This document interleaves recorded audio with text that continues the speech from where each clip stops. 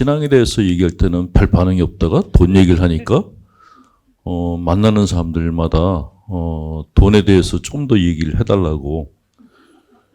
그래서 본의 아니게 이제 돈에 대한 그런 돈의 심리에 대한 자료를 조금 더 봤더니 재밌는 내용들이 꽤 많아서 오늘도 돈 2부를 해드릴까 합니다.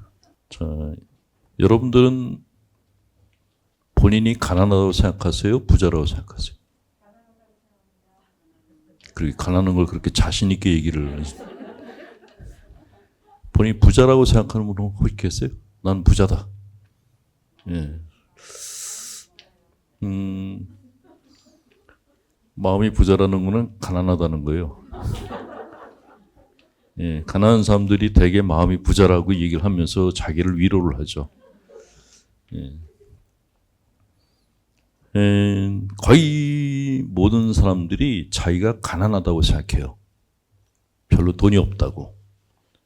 왜 그런가? 그거에 대해서 이제 심리학자들이 조사를 했더니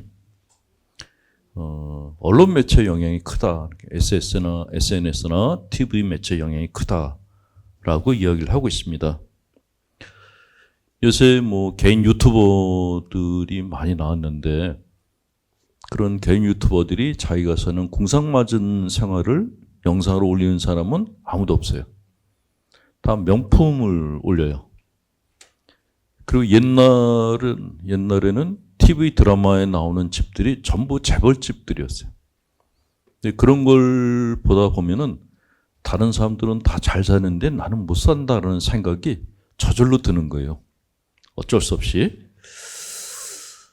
이렇게 언론 매체들에 노출이 되다 보니까 내가 보이는 데마다 다 사람들이 좋은 차 타고 다니고 좋은 집에 살고 그리고 주말만 되면은 다 차 타고 놀러 가는 모습을 보면서 집에 있는 나는 난 가난한가 보다라는 생각을 안 할 수가 없다는 거죠. 실제로 그 관광지를 가면은 정말 젊은 친구들이 이렇게 잘 차려입고 다니는 친구들이 많아요. 그 지금 골프장도 젊은 친구들이 다 나온대. 요새 TV에 골프 프로가 많이 생겼죠. 그래서 그런지 30대 젊은 친구들이 그 골프 용품을 갖고 오는데 그 골프 용품들이 굉장히 비싸요. 옷도 굉장히 비싼데 그걸 다 차려입고 골프장에 온다는 거예요. 근데 그게 직장에 다닐 시간인데 일할 시간인데 거기 와 있다는 거죠. 근데 그런 걸 보면서 쟤네들은 뭘 해서 돈 벌고 나는 이렇게 돈을 못 벌고 있지? 이런 생각을 안 가질 수가 없다는 거죠. 두 번째로는 비교 컴플렉스 때문에 그렇다고 합니다. 첫 번째는 SNS 때문이고 두 번째는 우리가 갖고 있는 비교 컴플렉스 때문에 그래요. 자, 이웃집이 잘 돼도 배가 안 아프신 분 혹시 계세요? 정상이 아닌 거예요. 나보다 찌질하게 살던 사람이 어느 날 갑자기 로또 복권에 당첨이 돼서 큰 집으로 이사 갔어. 축하해 그러는데 말은 그렇게 하는데 속은 뒤틀리는 게 그게 정상적인 사람들이에요. 정말 축하해. 이게 제정신이 아닌 거죠. 왜 그런 마음이 드는가 하면은 우리는 본능적으로 비교하고 싶어하는 욕구를 갖고 있어요. 내가 물건을 샀는데 다른 사람이 더 좋은 물건을 갖고 있으면은 부러운 마음이 올라오고 화가 나기도 하고 그 물건을 갖다 부셔버리고 싶은 욕구도 올라오는 게 그게 정상적인 사람들이라는 거죠. 그래서 내가 돈을 만약에 한 달에 내가 수입이 뭐 500만 원이다. 그것만 생각하면은 난 괜찮게 사네? 그러는데 누가 1000만 원이다. 그러면 갑자기 나는 가난한 사람이 되는 거예요. 비교해서 그렇다는 거죠. 2010년에 프랑스 파리 경제학교에 클라크 교수하고 세닉 교수라는 사람이 유럽 사회조사에서 얻은 데이터를 연구를 했답니다. 2006년에서 2007년 사이 18개 유럽 국가의 16세에서 65세 사이에 2만 명의 고정 수입이 있는 주민을 대상으로 조사를 했대요. 수입 비교를 했답니다. 그랬더니 돈 많은 사람과 자기 자신을 비교하는 경향이 많았던 사람들이 자기를 가난하다고 생각했대요. 우리의 비교 대상은 나보다 가난한 사람이 아니에요. 항상 나보다 부자인 사람들하고 비교하는 게 습관이 돼 있어요. 나보다 못 사는 사람들 보면서 사는 분들은 극히 드물어요. 항상 나보다 더 좋은 집에 사는 사람, 나보다 연봉이 높은 사람을 바라보고 산단 말이죠. 그래서 미국의 대통령이었던 루즈벨트는 비교는 도둑과 같다. 비교는 우리 마음에서 행복을 훔쳐간다라고 이야기를 하기도 했습니다.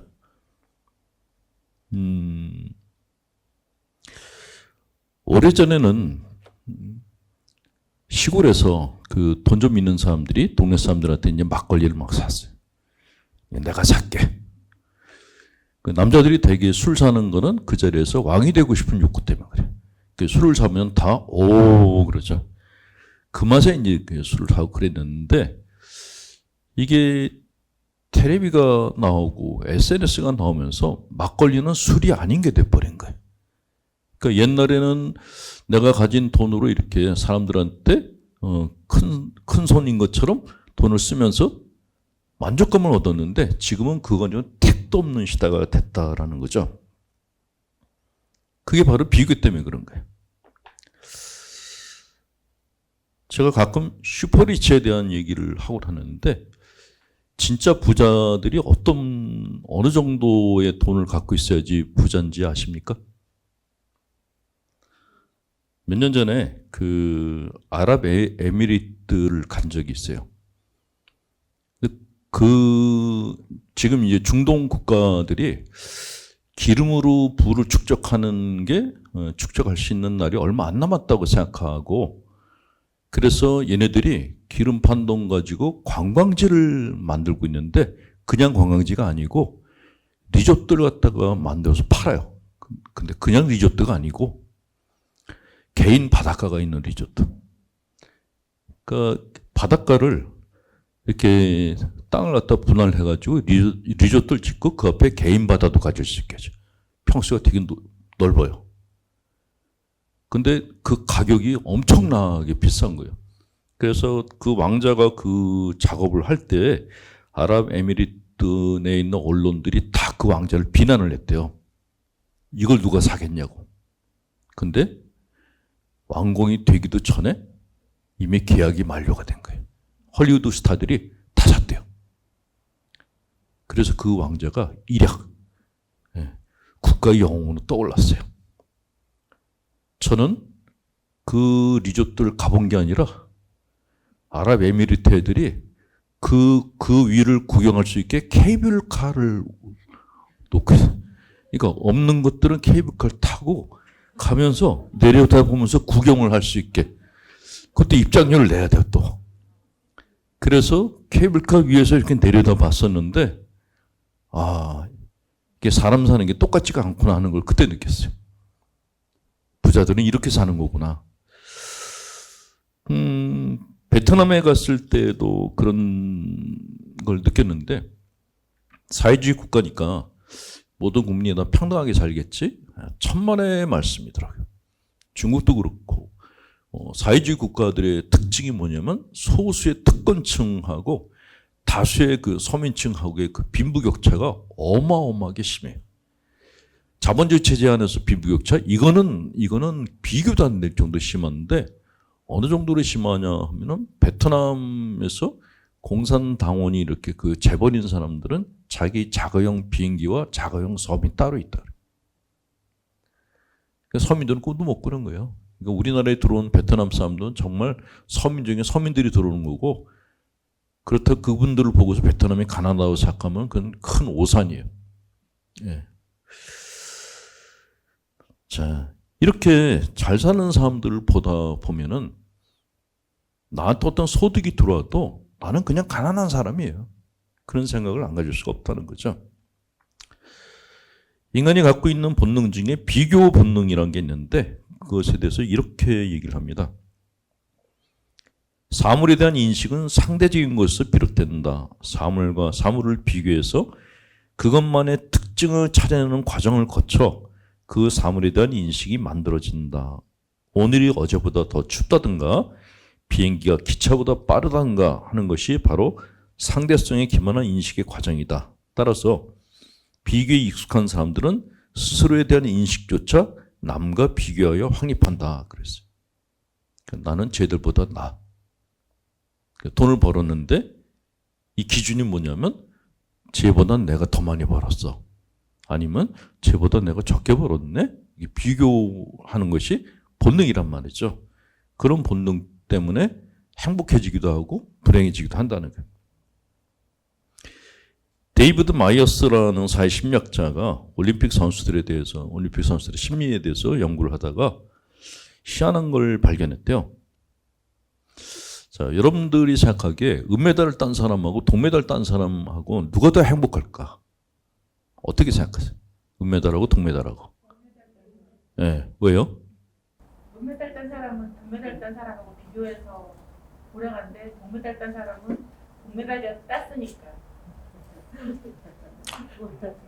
그 약장수가 약을 파는데 약의 효능이 돼서 더 많이 하는 사람이 아파 있으면은 집에 가라 그래, 집에 가라. 나는 너무 똑똑한 여자가 싫어. 신부님 강의에서 들은 거예요. 언제 얘기했지? 예, 나보다 못한 사람, 그 동메달은 금메달을 안 보는 거예요. 4등, 내가 메달 못한 사람보다는 내가 낫다라고 생각한다는 거죠. 그게 사람이 갖고 있는 본능이라는 거예요. 그래서 어쩔 수 없이 우리는 내가 가난하다는 생각을 안 가질 수가 없다라고 얘기를 합니다. 세 번째가 착시현상이라고 합니다. 자, 우리는 늘 객관적인 생각을 갖고 있다고 생각해요. 논리적이고 합리적이고 합당한 그런 사고방식을 갖고 있다고 생각하는데 실제로는 그렇지 않습니다. 굉장히 우리가 갖고 있는 인식 자체가 어떤 면에서는 좀 유아적인 데가 있고 사기를 잘 당하는 그런 그 구조를 갖고 있어요. 착시현상이란 뭐냐면 우리가 어떤 거 하나에 집중할 때 그것만 보이는 현상. 그거를 착시현상이라고 하는데 다니엘 캐네만이라고 하는 심리학자가 이 다니엘 캐네만은 재밌는 사람인데 심리학자인데 노벨 경제학상을 받았어요. 이분이 어떤 얘기를 했냐면 어떤 일이 가장 중요한 순간은 바로 자신이 그 일에 대해서 생각하는 순간이다. 그랬어요. 그러니까 내가 관심 갖고 있는 그것이 나한테는 전부다라고 이야기를 했는데 그럴 때 내 착시현상이 일어난다고 얘기를 했어요. 이런 착시현상을 증명하기 위해서 스트렉이라는 심리학자가 대학교 학생들 180명을 대상으로 연구를 했답니다. 학생들한테 질문을 2가지를 했대요. 자, 여러분들도 한번 생각해 보세요. 2가지 질문인데 1번이 뭐냐면 당신은 지금 얼마나 행복합니까? 1번. 2번. 지난달 약속에 몇 번 나갔습니까? 2가지 질문이에요. 그렇게 질문한 게 있고 그 다음 질문은 반대로 해요. 지난달 약속은 몇 번 있었습니까? 당신은 지금 얼마나 행복합니까? 하나는 행복에 대한 얘기를 먼저 했고 그 다음에 약속을 얘기했고 그 다음 사람들은 약속을 먼저 얘기하고 그 다음에 행복을 얘기했어요. 그런데 먼저 던진 질문이 우리한테는 확 먼저 와서 꽂혀요. 처음에 행복합니까? 그리고 몇 번이나 약속했습니까? 라는 질문을 받은 사람들은 약속하고 행복하고 별로 연관을 안 짓더래요. 근데 약속을 먼저 들은 사람들은 약속과 행복을 연관 짓더라는 거죠. 그게 우리들이 갖고 있는 그런 착시현상이라는 거죠. 자, 얘기를 왜냐하면은 돈이 많은 사람이 행복하다고 생각하는 이유는 뭐냐면 계속 돈에 대한 얘기를 들어서 그런 거예요. 그러니까 TV를 봐도 돈 얘기, 뭐 주식 얘기, 젊은 사람들 비트코인 얘기 전부 돈 얘기죠. 부동산 얘기 다 돈 얘기예요. 그런 얘기를 듣다 보면은 아, 돈이 행복의 제일 원인이구나라는 생각을 안 가질 수가 없다는 거죠. 결혼할 때가 다 된 젊은 사람들은 명절 때를 제일 싫어하죠. 명절 때 집에 가면 시집 언제 가니? 이거부터 물어봐요. 장관 언제 가니? 근데 그 얘기를 들으면서 아, 그런 얘기 하지 마 그러는데 그 애들 머릿속에 뭐가 생기냐면 아, 행복은 결혼하는 거구나라는 그런 생각이 생긴다는 거죠. 그게 일종의 착시현상이라는 거예요. 집요하게 어떤 얘기를 계속하면은 그것이 나한테 주제가 돼버린다라는 겁니다. 요새는 TV나 신문에서 부동산 얘기가 굉장히 많죠. 계속 부동산 얘기를 해요. 그러니까 집을 가진 사람은 행복하고 못 가진 사람은 불행하다라는 등식이 생긴 거예요. 집을 여러 채 가진 사람은 가장 행복하다라는 그런 정말 말도 안 되는 등식까지 지금 성립이 되어 있다라는 거죠. 그러니까 사람들이 부동산 문제에 막 매달리는 거예요. 다른 걸 다 포기를 하고 이게 사실은 정상적인 상태는 아니다라는 겁니다. 자, 돈은 매일같이 우리 생활 속의 주요 화두다. 수많은 사람이 돈을 이야기하고 더 많은 돈을 벌고 싶어하고 돈에 관련된 소식들을 찾아본다. 제가 아는 영감님들이 몇 분 계세요. 나름대로 다 재산들을 모으신 분들이신데 오래간만에 만나서 이제 식사를 하는데 밥 먹다 말고 계속 핸드폰을 보시는 거야. 그 왜 이렇게 뭘 보세요? 그랬더니 주식. 아니 저는 주식을 잘 모르는데 이게 수시로 뛰고 내려가고 그런가 봐요. 그 얘기를 밥 먹는 내내 몇 분이 계속 그 얘기를 하시는 거예요. 저는 사실 밥 먹을 때 이렇게 뭐 좀 재밌는 얘기를 했으면 좋겠다 싶었는데 할아버지들이 딴 얘기는 관심도 없어. 계속 주식 얘기. 그리고 서로 그 자기가 주식 투자하는 회사 얘기를 하는데 아, 네가 하는 건 틀렸어. 내가 하는 게 맞아. 그런 얘기만 하시는 거예요. 근데 그게 좀 낯설었어요. 저는 굉장히 낯설고 아, 밥 먹으면서 이런 얘기를 하는 게 이게 밥이 소화가 될까? 그 다음에 또 그분들이 식사하자 그랬는데 다음에 가기 싫다는 생각이 들더라고요. 어쨌건 그분들한테는 돈이 주제예요. 그러니까 모든 걸 다 그걸로 보더라고요. 길을 가다가도 그 할아버지들이 이렇게 재밌는 게 길을 가다가도 뭐가 땅에 떨어졌으면 저게 얼마짜리인데 그렇게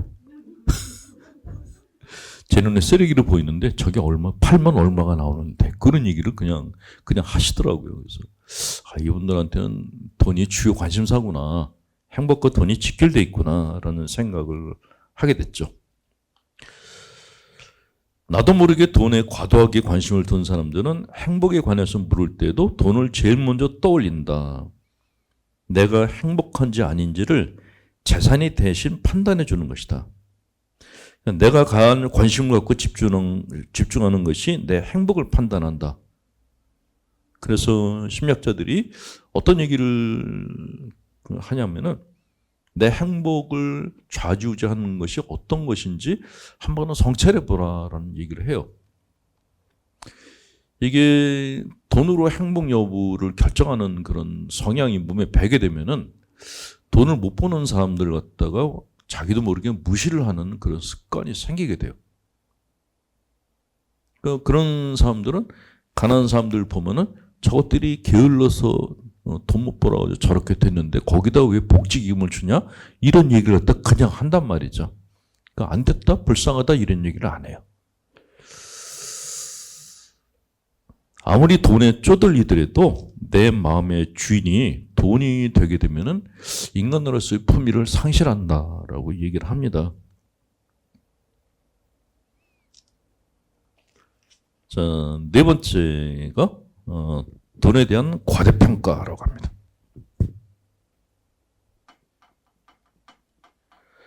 네, 이렇게 얘기를 하지만은 다들 들으면서 그래도 돈이 많은 게 좋아라고 생각하실 거예요. 저도 마찬가지고.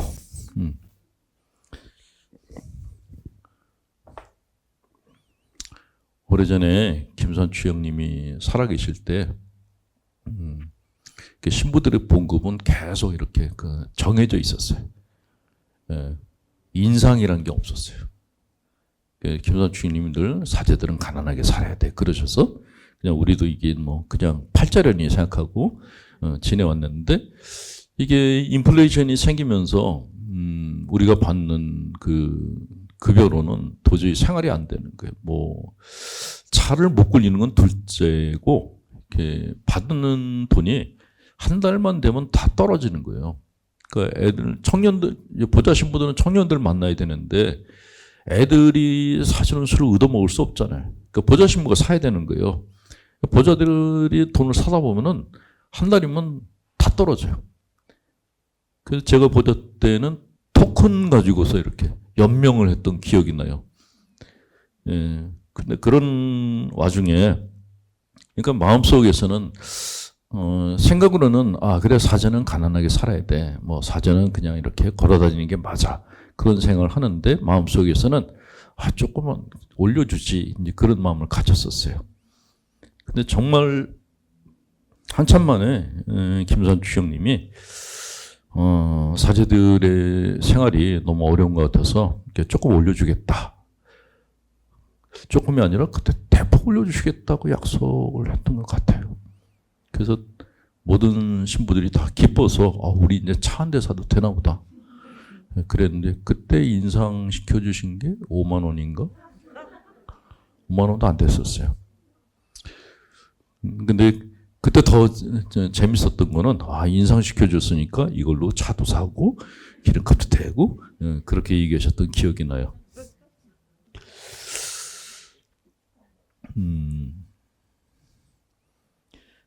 자, 많은 사람들이 TV 드라마의 대사 중에 이런 게 있어요.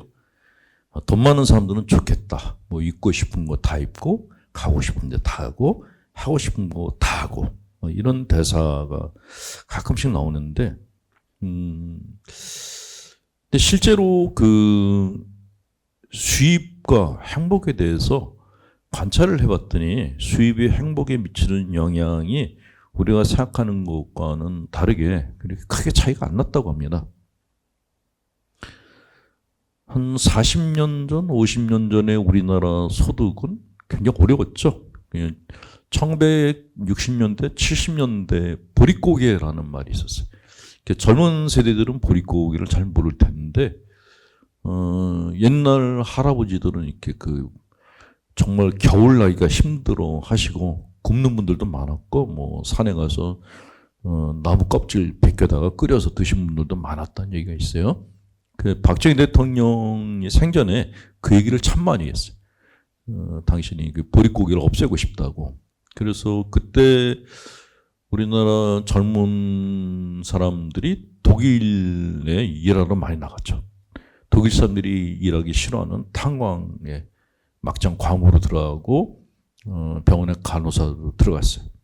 간호사 들어가서 환자들 돌보는 게 아니라 시신 땅 닦는 그런 일들을 했다 그래요. 그렇게 번 돈으로 이제 그 돈이 이제 우리나라에 들어와서 경제개발 오기는 하는데 뭐라 그러죠? 종잣돈이 된 거죠. 또 월남전 때도 그랬죠. 많은 군인들이 월남에 가서 목숨을 내걸고 번 돈이 그게 우리나라 경제개발에 진짜 종잣돈이 됐죠. 근데 그때 가난하고 힘들었는데 그래도 애들은 늘 웃고 다녔어요. 만나면은 깔깔대고 웃고. 제가 가끔 TV에서 오지에 사는 아이들 노는 걸 보는데 뭐 깡통 하나 가지고서 여러 애가 발로 차면서 놀고 있는데 막 깔깔대고 웃고 뭐 그래요.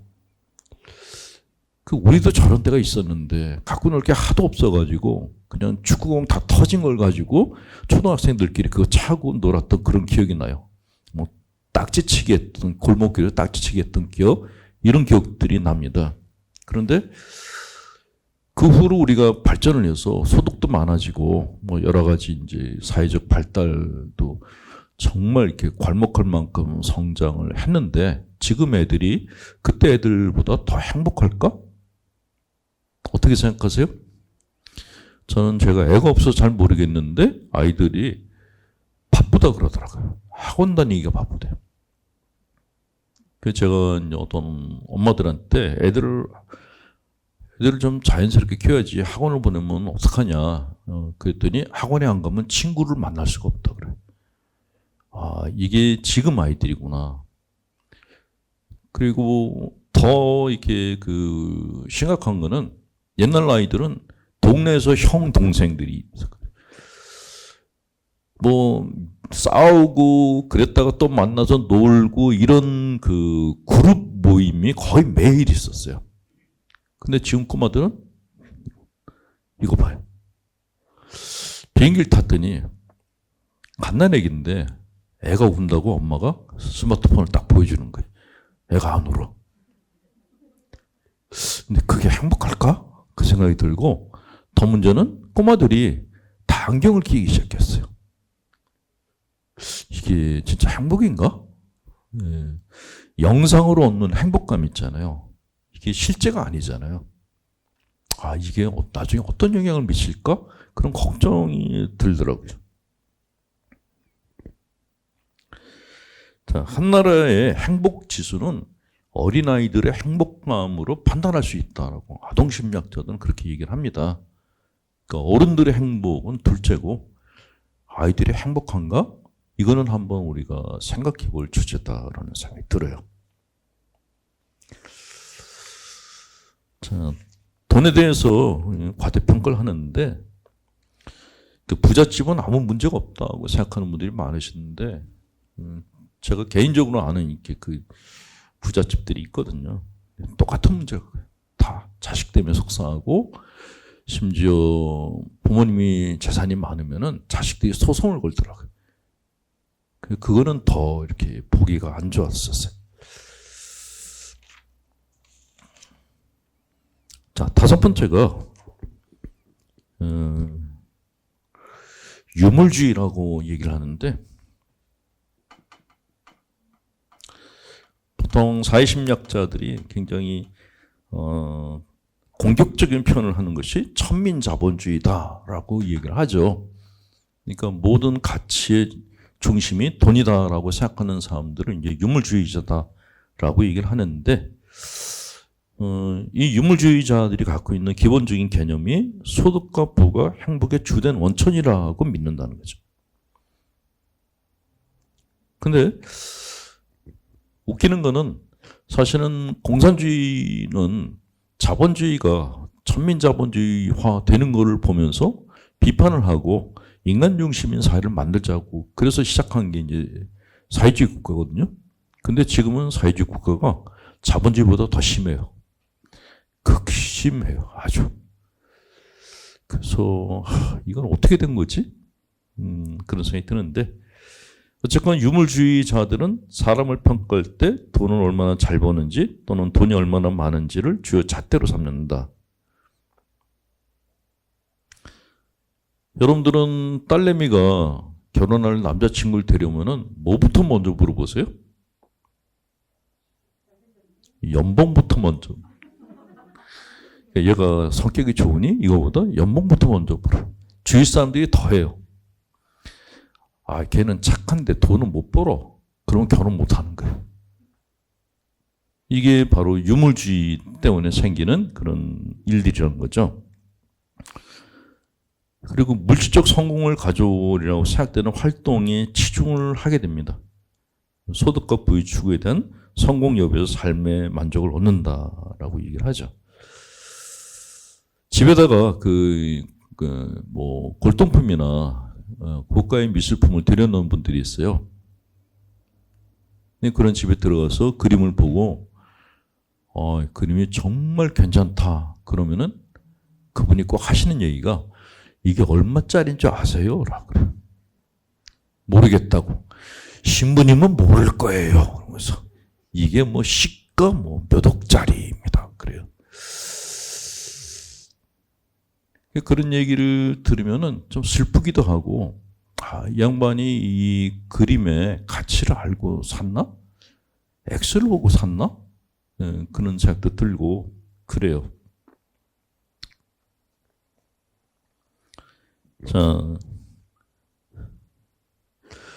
근데 유물주의 진짜 문제는 뭐냐면은 이건 정신의학자들이 이제 발표한 건데 유물주의하고 정신질환하고 깊은 연관성이 있어서 삶의 목표에서 금전이 높은 자리를 차지할수록 우울증과 불안증이 심했다라고 얘기를 합니다.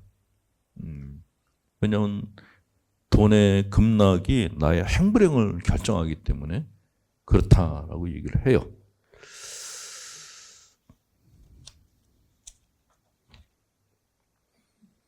그러니까 수도자들이 수도원에 들어갈 때 가난에 대한 서원을 하는 이유가 사실은 이런 이유 때문에 있단 말이죠. 수도자들이 돈에 연연하게 되면은 수도 생활을 할 수가 없어요.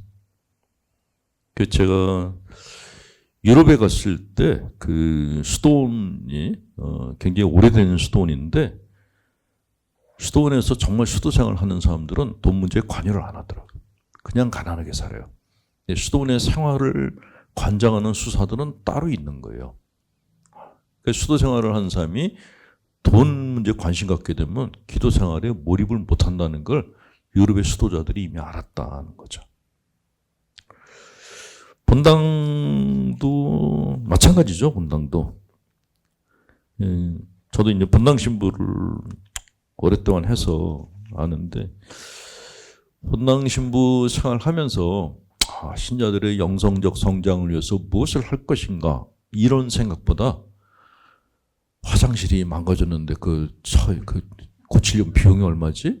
직원도 인건비를 갖다가 어떻게 마련하지?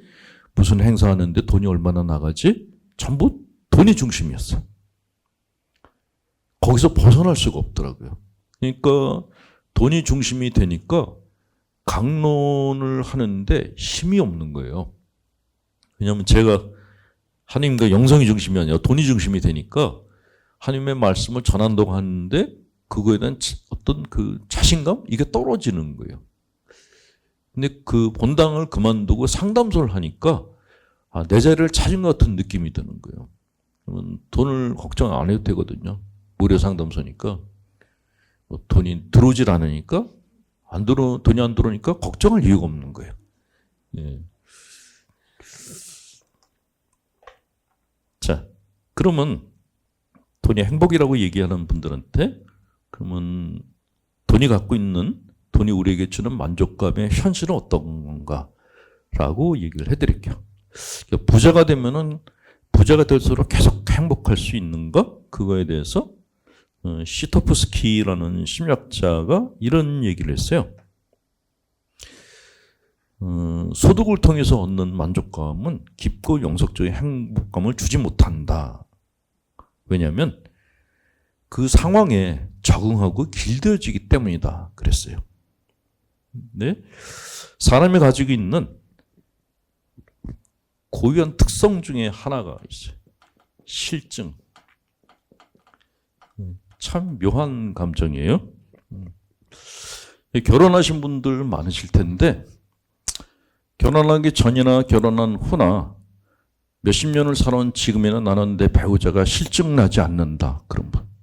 실증난 적이 한 번도 없다. 나는 다시 태어나도 지금 배우자하고 또 결혼하겠다. 그런 분 혹시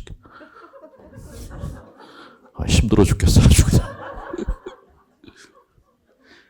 남편도 그렇게 생각해요? 제정신들이 아니야. 여러분들은 물건을 사면은 몇 년 동안이나 갖고 있어요? 실증이라는 게 있어요. 이게 사람이 갖고 있는 나쁜 점이 아니라 이게 좋은 점이기도 해요. 실증을 내지 않게 되면은 내가 가진 것에 대해서 가진 것에 대한 집착을 감소시킬 수가 없어요. 예를 들면은 인간이 가지고 있는 게 애도 감정이라는 게 있는데 배우자가 죽고 나면은 막 남은 배우자가 막 울고불고 그래요. 뭐 나도 따라 죽을 거야. 뭐 그런 분들도 있는데 그런 분일수록 빨리 재혼을 해요. 그게 이제 애도 기간이라는 게 있다 그러거든요. 그럼 어느 정도 기간이 지나면은 같이 살았던 사람에 대한 기억이 없어지기 시작해요. 근데 그 밑에 있는 감정이 뭐냐면 실증이에요, 사실은.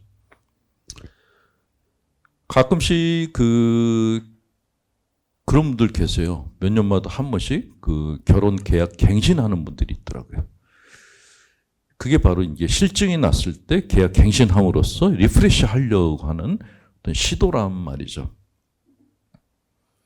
자, 이 실증이라는 것이 영성 생활에도 깊은 그 연관성을 갖고 있는데, 아브라함 마슬로우라고 하는 심리학자가 인간이 갖고 있는 욕구는 그 위계가 있다 그러죠. 이건 제가 여러 차례 설명을 했습니다. 욕구가 이렇게 계단별로 되어 있다는 거죠. 맨 밑에 하위 욕구가 있어요. 이 하위 욕구는 갖고 싶은 거, 내가 하고 싶은 거, 그러니까 주로 소유욕에 해당되는 것. 자, 좋은 차, 좋은 집, 뭔가 좋은 물건을 갖고 싶은 거, 명품 갖고 싶은 거, 이게 하위 욕구예요. 근데 이 하위 욕구가 나쁜 게 아니라 그냥 욕구일 뿐이에요. 갖고 싶은 욕구는 가끔 종교인들이 소유욕은 나쁘다라고 얘기하는 분들이 계신데, 그거는 심리에 대해서 너무 무지한 분들이에요. 무엇인가 갖고 싶어하는 욕구는 가장 기본적인 거고, 그런 욕구가 없게 되면은 인생이라는 삶을 살 수가 없어요. 소유욕은 당연히 갖고 있어야 돼요. 만약에 여러분들이 딸내미가 결혼할 남친을 데려왔는데 소유욕이 하나도 없는 남자친구를 데려오면 어떡하시겠어요? 남자친구가 그냥 스님이야. 돈이 생기는 대로 지는 길가에 거린들한테 다 퍼줘. 예, 물건이 생기는 대로 다 나눠줘. 결혼시키겠어요? 안 시켜요. 그러니까 우리는 뭐 이렇게 스님들이 쓴 책 보면서 그래 무소유가 아름다워 그러는데, 그거는 그냥 책을 읽을 때뿐이고 현실에서는 안 그래요. 내 딸의 그 남자친구는 돈 많은 집 아들이고 돈을 많이 버는 애가 왔으면 좋겠다는 게 모든 엄마들의 공통적인 마음이에요. 근데 딸내미가 뭐 신부됐다가 나온 애를 데리고 왔어. 돈도 못 벌고 직업도 없는데 그냥 멋있다고 데리고 나왔어요. 그럼 엄마가 뭐라 그럴까요? 이 미친년아, 네가 먹여 살릴 거니? 이렇게 야단칠 거란 말이죠. 자, 사람이 가지고 있는 하욕구는 중요합니다. 네, 그런데 이 하욕구에 대해서 집착하는 분들이 있어요. 그거는 왜 그러냐면은 결핍 욕구 때문에. 어린 시절에 너무나 가난에 찌들은 사람들은 하위 욕구에서 벗어나기가 굉장히 힘이 들어요. 어른이 돼서 성공하고 돈을 벌었는데도 계속 배고픈 거예요. 마음 안에는 걸신 들린 아이가 그냥 있어요. 제가 아는 신자분도 공장에서 이렇게 직원으로부터 시작해서 본인이 공장을 하나 차렸어요. 이제 사장이에요. 한 번은 술이 취해가지고 그런 얘기를 하더라고요. 월급날이 왜 이렇게 빨리 다가오는지 모르겠다. 직원도 월급 준 날이 엊그저께 같은데 벌써 또 월급날이 됐대요. 그러니까 직원들 월급 챙겨주는 걸 먼저 생각하고 나는 그 다음인 거예요. 근데 이 친구가 먹을 걸 주면은 절제를 못해요. 막 먹어. 그러면서 내가 배가 부른데도 왜 이렇게 먹는지 모르겠어요. 그러더라고요. 그게 바로 내 내면에 배고픈 아이가 있어 그래. 그러니까 결핍 욕구가 많은 사람들은 아무리 많은 걸 가져도 계속 배고파요. 그걸 불교에서는 악이라고 나쁘게 표현했는데 악의가 아니고 그냥 배고픈 거예요. 아직도 자기는 배부르지가 않다라는 거죠. 그런 분들은 어쩔 수 없이 계속 먹어요. 계속 소유를 해야 되는 거죠. 채워줘야죠. 근데 문제는 이게 어린 시절 너무 가난했던 분들은 그 밑바닥에 깨진 항아리 같아. 물을 넣어도 계속 빠져나가요. 어떤 때는 좀 안 됐다는 생각도 들어요. 언제까지 저렇게 살아야 되지? 그런 마음도 드는데, 그래서 어렸을 때 부모님들이 아이들한테 우리 집이 가난하다는 느낌을 안 주는 게 굉장히 중요하다 그러죠. 아무리 가난한 집이라도 애들 방은 막 알록달록하게 만들어줘요. 부모는 라면을 먹어도 애들한테 막 인형을 사다 주고 그러는 게 어린 시절에 결핍 욕구를 없애려고. 그러니까 아이들은 조그만 것만 줘도 배불러 하니까. 근데 그때 그런 것이 없이 그냥 덩그런 방에서 애가 혼자서 라면 먹고 그러던 애들은 그 기억이 계속 남아있어. 어른이 돼서도. 예. 너무 안 됐죠. 자, 제가 왜 실증에 대한 얘기를 했냐면은 보통 그냥 일반적인 가정에서 자란 친구들은 이 결핍 욕구가 비교적 적은 편이에요. 하고 싶은 거 다 하고 갖고 싶은 거 다 가졌어요. 그렇게 이렇게 성장한 사람들은 하위 욕구에 오래 머물러 있지 않아요. 그 다음에 올라가요. 그 다음에 정서적 욕구, 다른 사람들한테 인정받고 싶은 욕구, 모든 사람들한테 갈채를 받고 싶은 욕구로 그 단계로 올라가요. 그래서 선거에 나가는 거예요. 많은 사람들이 갈채를 받기 위해서. 그리고 이 정서적 욕구도 채워지면 그 다음에 올라가는 게 그 다음에 이제 영성적 욕구라는 거죠. 나는 누구지? 깨달으면 뭐지? 이런 데 올라간다는 거예요. 그러니까 이 코스를 제대로 밟아가지고 여기까지 올라간 사람은 극히 드물어요. 그래서 제가 뭐 농담만 진담만을 얘기하는 게 하위 욕구부터 이렇게 차례차례 올라간 사람은 두 사람밖에 없다. 가톨릭은 프란치스코 성인, 불교는 부처님밖에 없다고 얘기하는 게 이걸 근거로 얘기하는 겁니다. 두 분 다 부잣집 아들이었어요. 하고 싶은 거 다 했어요. 실증이 나서 가출을 했던 분들이에요. 그러니까 실증이 영적 성장에서 굉장히 중요한 역할을 한다라는 거예요. 가끔 이제 젊은 신부들이 여성에 대한 유혹을 뿌리치려면 어떻게 하냐, 뭐 안 만나야 되는 거냐라고 이렇게 묻는 친구들이 있어요. 그때마다 제가 이제 이걸 근거로 해서 안 만나면 다 생각나니까 그냥 지겨울 때까지 만나라 그랬어요. 입에서 신물이 날 정도로 만나면은 미련이 줄어들 거라고. 멀리서 보면 멋있어 보이던 사람들도 같이 살다 보면 지겨울 때가 있잖아요. 그런 지겨운 마음, 실증 이런 것이 있을 때 한 단계 더 위로 올라가게 된다는 게 인간이 가지고 있는 아주 모순된 본능이에요.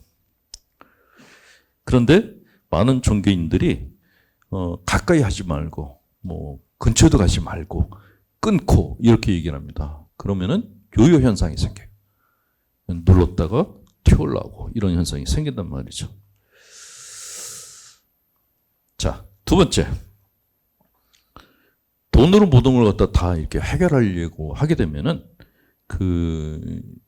어떤 일을 하는데 동기부여가 상실될 수가 있다라고 얘기를 합니다. 예. 우리가 어떤 일을 할 때는 동기 때문에 하는데 그 동기가 두 개가 있다. 하나는 내재적 동기, 하나는 외재적 동기라고 합니다.